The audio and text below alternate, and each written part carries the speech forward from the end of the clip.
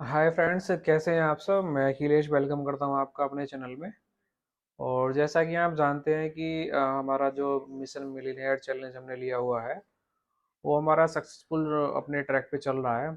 और इस मंथ में हमारे जो 15 वर्किंग डेज थे उसमें से 13 डेज जा चुके हैं। और हमारा जो मिशन है वो अपने इस 1 मंथ के जो सक्सेस है उस पर आके खड़ा हो गया है। यानी कि हमारा 1 मंथ सक्सेसफुली निकलने वाला है, सिर्फ 2 ही दिन बाकी हैं। और अब जो भी हमारी काउंटिंग होगी वो नेक्स्ट वीक में होगी, तो उसमें क्या है, इस मंथ का और नेक्स्ट मंथ का दोनों का मिक्सिंग हो जाएगा। तो आज हम जो बात करने वाले हैं फ्रेंड्स, वो इस 15 दिन 13 दिन में हमारी जर्नी कैसी रही और क्या क्या उतार चढ़ाव हमने देखे हैं उसके ऊपर हम बात करेंगे।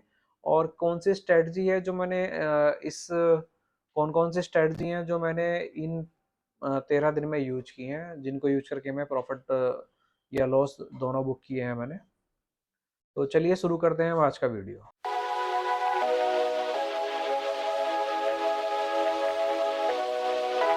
तो फ्रेंड्स, ये जो शीट है ये वही शीट है जो मैंने आपको स्टार्टिंग में दिखाई थी।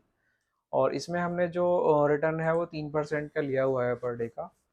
और वैसे तो लगता है कि ये कंपाउंडिंग करना बहुत डिफिकल्ट है और प्रैक्टिकली ये पॉसिबल नहीं है। लेकिन 13 दिन हो चुके हैं लगभग और मैं इसको कर रहा हूँ, जिसमें कि स्टार्टिंग में मैंने लॉस भी बुक किया है। हाँ, हम पहले दिन की बात करते हैं तो मैंने पहले दिन यहाँ पे 10,000 मेरे अकाउंट में थे। उसके बाद मैंने इसमें एक कॉल और एक पुट की हैज ली थी, जो कि मेरी यहाँ पे 3 से 4 दिन चली थी। ये उस दिन जो दिन था शायद 10 तारीख का, कौन सा दिन था मुझे ध्यान नहीं आ रहा। अक्टूबर 10 का ट्यूसडे था।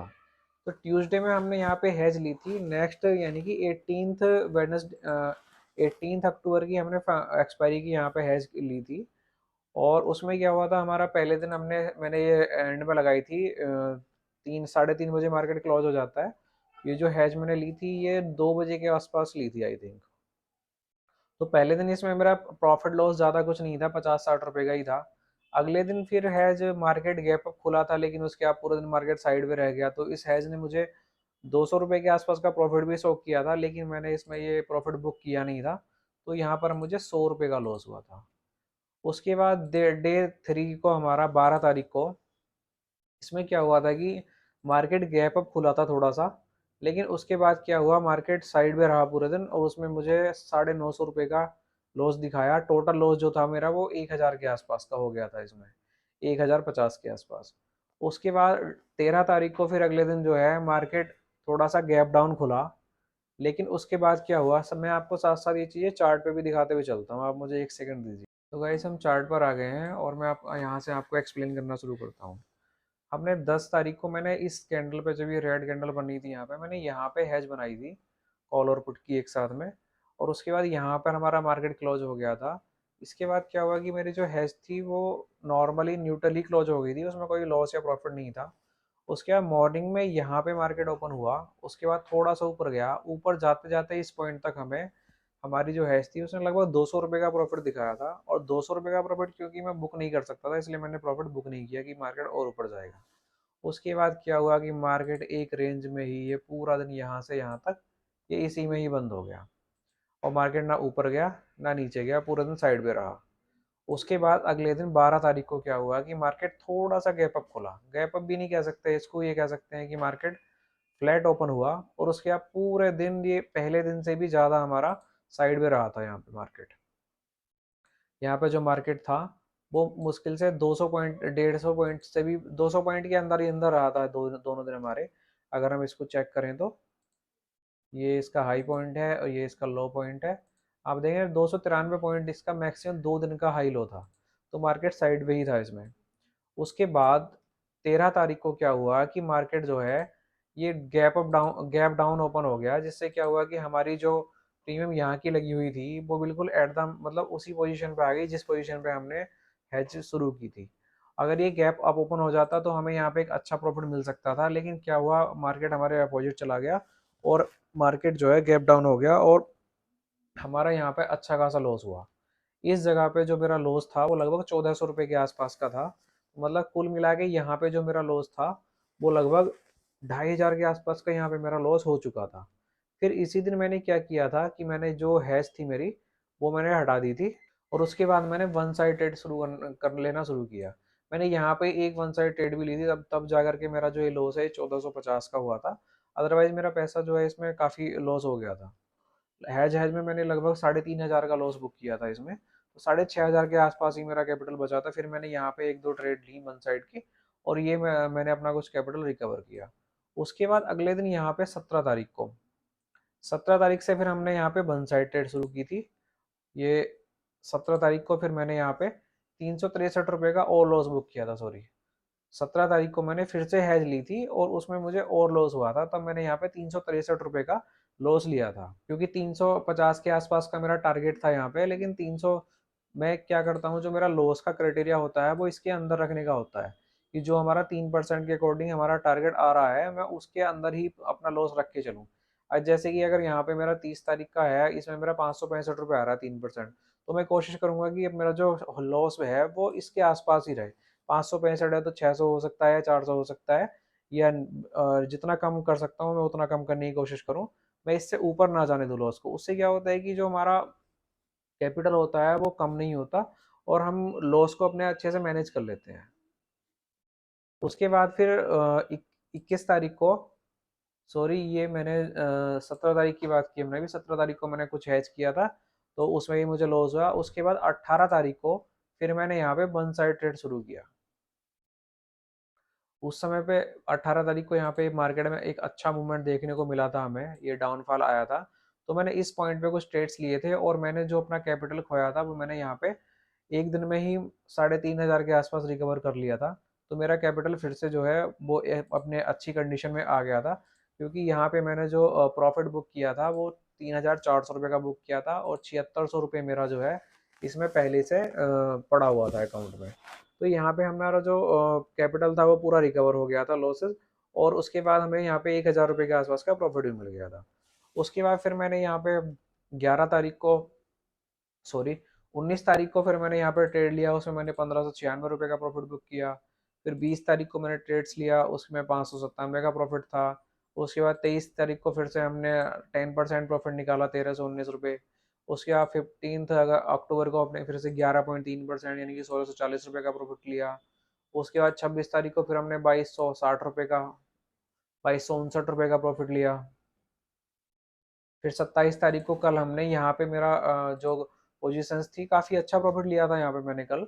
लेकिन इसमें क्या हुआ था कि कुछ एक एक्स्ट्रा ट्रेड होने की वजह से मेरा ऐसा ल्यूट हो गया यहाँ पे दो ट्रेड में, तो मेरा जो प्रॉफिट था वो चला गया। मैं लगभग 550 रुपये के आसपास मेरा जहाँ पे टारगेट था, तो मैं 550 के आसपास लॉस में आ गया था। लेकिन फिर एक ट्रेड बनी और वैसे मुझे वो ट्रेड करनी नहीं चाहिए थी, लेकिन वो ट्रेड क्योंकि वो मैंने नहीं की थी, वो मेरे कलीग जो मेरे ब्रदर हैं उन्होंने की थी।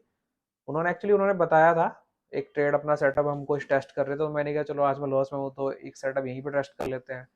तो उनके सेटअप ने हमें एक अच्छा 1200 के आसपास का प्रॉफिट दिया, तो मेरी ट्रेड यहाँ पे प्लस में आ गई थी। लेकिन ज़्यादा ट्रेड्स होने की वजह से और प्रीमियम भी काफ़ी महंगी थी, तो मेरे चार्जेस कुछ ज़्यादा कट गए 150 रुपये के आसपास। तो सिर्फ 389 रुपये का ही मुझे यहाँ पे प्रॉफिट मिला। और अब हम बात करते हैं स्ट्रेटजी की। तो फ्रेंड्स यहाँ पे क्या है कि मार्केट जिस दिन से हमने वन साइड ट्रेड शुरू करना शुरू किया है, मार्केट जो है ट्रेंडिंग ही रहा है, मतलब डाउन ट्रेंड में ही रहा है। उसके बाद कल का जो मार्केट था वो थोड़ा सा अप ट्रेंड में था। लेकिन ये नहीं कह सकते कि मार्केट में बहुत बड़ा मूवमेंट था, मूवमेंट मार्केट में ज़्यादा नहीं था, लेकिन फिर भी ठीक ठाक मार्केट था। मैंने अच्छा खासा प्रॉफिट बना लिया था, लेकिन उसमें मैं बुक नहीं कर पाया। और हम बात करें अगर स्ट्रेटजी की, तो स्ट्रेटजी मैं जो है बहुत ज़्यादा स्ट्रेटजी यूज नहीं करता हूँ, बहुत ज़्यादा एनालिसिस भी नहीं करता हूँ। अपना सिंपल फंडा है, अगर सपोर्ट तोड़ता है तो पुट में कॉल लो, रेजिस्टेंस तोड़ता है तो कॉल में ट्रेड लो, और अगर साइड वे जोन के बीच में रहता है तो कुछ ट्रेड नहीं करनी है, आराम से बैठना है। मैं ज़्यादा से ज़्यादा क्या करता हूँ, वॉल्यूम यूज कर लेता हूँ, उसके अलावा जो है ईएमए लगा लेता हूँ 9 का, ईएमए, मूविंग एवरेज एक्सपोनेंशियल 5 का ईएमए यहाँ पे मैं लगाता हूँ। उसके बाद क्या है कि जब ये यहाँ पे सीधी सीधी स्ट्रेटजी है, जब ईएमए के ऊपर मार्केट है तो कॉल की ट्रेड बनेगी, ईएमए के नीचे मार्केट है तो पुट की ट्रेड बनेगी। मार्केट ईएमए के साथ साथ चल रहा है तो मार्केट साइड में जोन है, उसके अलावा अपनी स्ट्रेटजी होती है कि अगर ईएमए के नीचे कैंडल बनी है और उसके बाद उसके अगली वाली कैंडल ऊपर बनी है तो कॉल में एंट्री ले लो, और अगर कैंडल नीचे बनी है ऊपर बनी है तो पुट में एंट्री ले लो। सीधा सीधा फंडा है।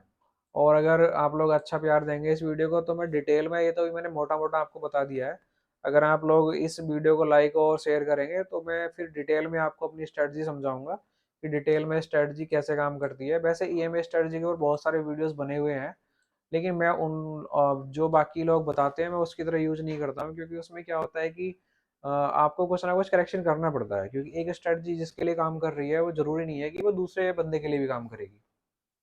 तो मैं अपनी स्ट्रेटजीज खुद ही बनाता हूँ और उनको पहले टेस्ट करता हूँ और फिर यूज भी करता हूँ। पहले तो हम किसी भी स्ट्रेटजी को मैं बैक टेस्ट करता हूँ, उसके बाद फिर प्रैक्टिकली यूज करता हूँ।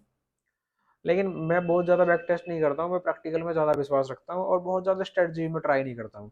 मेरे पास एक या दो ही स्ट्रेटजी हैं, प्राइस एक्शन और एक या दो इंडिकेटर जैसे कि मूविंग एवरेज।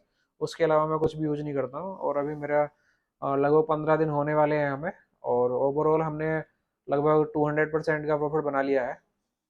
मतलब 200% हमने अपना कैपिटल कर लिया है लगभग।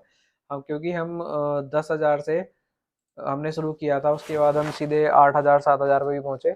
उसके बाद दोबारा से हमारा कैपिटल 18,800 के आसपास आ गया है। अगर हम 3% भी आगे बुक करते हैं तो हमारा लगभग 20,000 के आसपास कैपिटल हो जाएगा, जो कि एक अच्छा है, क्योंकि हमने इस मंथ के अंदर हमने प्रॉफिट भी देखा है, लॉस भी देखा है, उसके बाद भी हमने अपना कैपिटल बचा करके रखा है और लगभग हम डबल करने की पोजीशन में है।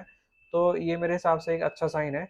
अगर हम इसको एक एवरेज देखें अभी तक का कि हमने कितने परसेंट रिटर्न किया लिया है, तो ये 3% तो जो रिटर्न है हमारा ये है ही है। अदरवाइज इसके अलावा अगर हम यहाँ से लेके पूरा ये कैलकुलेट करते हैं तो लगभग 5% के आसपास का मेरा रिटर्न आज तक का बनेगा, जिसमें कि मैंने लॉस भी बुक किया है, प्रॉफिट भी बुक किया है, दोनों का एवरेज मिला करके। चलिए मैं आपको दिखाई भी देता हूँ। मेरा जो टोटल प्रॉफिट हुआ है अभी तक 8,800 रुपये हुआ है। माइनस हम कर देते हैं 10,000 यानी कि 18,000 रुपये, और इसमें क्या करना है हमें 8,800 रुपये डिवाइडेड बाई 10,000, तो लगभग 88% हमारा आता है यहाँ पे ये। और इसको मैंने डिवाइड करना है, कितने दिन हुए हैं मैं अभी 13 डेज, 88 डिवाइडेड बाई 13, तो ये लगभग 6.7% का मेरा यहाँ पे 6.7% के आसपास का हमने यहाँ पे प्रॉफिट 6.8%, तो 6.8% के लगभग हमने यहाँ पे अपना प्रॉफिट बुक किया है। अगर इसको हम कंपाउंडिंग में लेके जाएंगे तो ये लगभग हमारा 5% के आसपास ही बनेगा। एक बार चेंज करके देख लेते हैं 5%, और 13 डे में हमारा यहाँ पे होना चाहिए था ये 18,856 रुपये, और हमारा है प्रॉफिट 18,862 रुपये, यानी कि 5% से ज़्यादा ही प्रॉफिट अभी तक हमने लिया है। और इसमें क्योंकि हम इसको एक तरह से मतलब सही मान सकते हैं, क्योंकि इसमें हमने लॉस भी बुक किया है और उसके साथ साथ हमने इसमें प्रॉफिट भी बुक किया है। तो इसमें ऐसा होता है कि कई बार लोग कहते हैं कि आपने लॉस तो काउंट किया ही नहीं है, लॉस भी होंगे। तो इसमें हमारा लॉस भी आ रहा है, प्रॉफिट भी आ रहा है, और ऐसा नहीं कि इसमें हमारे छोटे लॉसेस हैं सारे। इसमें हमारा ये देखिए यहाँ पे 16% का लॉस किया है हमने, यहाँ पे हमने 6% का लॉस किया है, यहाँ पे हमने 9.6% का लॉस किया है। तो लॉस भी हमने अच्छा खाया है इसमें। वो क्या था कि हमारी स्ट्रेटजी जो हम बना रहे थे वो इसमें काम नहीं की, इसकी वजह से हमने लॉस खाया। अब जो स्ट्रेटजी से हम चल रहे हैं उससे हम प्रॉफिट बना रहे हैं, इसलिए हमारा प्रॉफिट बन रहा है, वो काम कर रही है। अब देखते हैं स्ट्रेटजी कब तक काम करती है। जब ये स्ट्रेटजी ऐसा नहीं है इस स्ट्रेटजी में हम लॉस नहीं बनाते हैं, कल मैंने लॉस बनाया था, ये जो प्रॉफिट है ये मेरा नहीं है ये मेरे फ्रेंड का है।